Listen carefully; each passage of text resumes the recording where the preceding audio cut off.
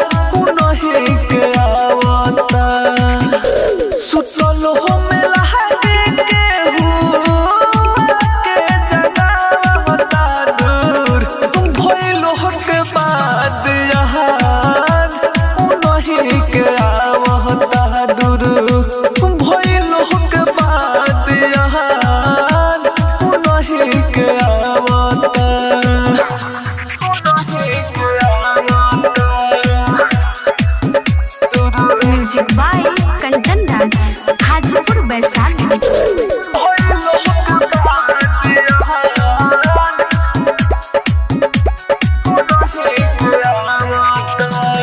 ना जाने कोई सन प्यार का जादू कोई न से में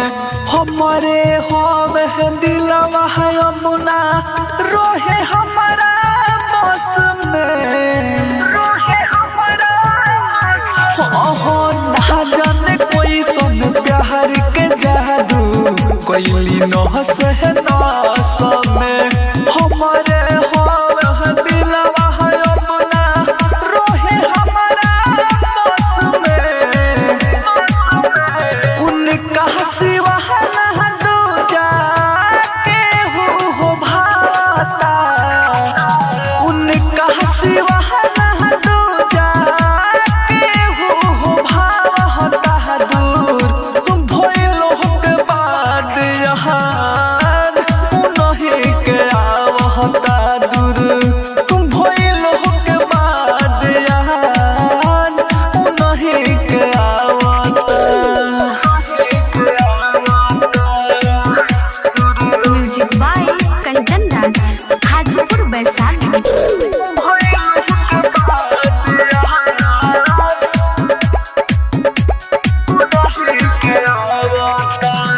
प्यार में हमके कह के दीवाना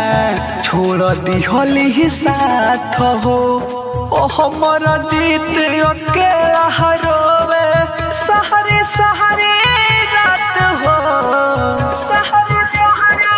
रात हो प्यार में हमके कह के दीवाना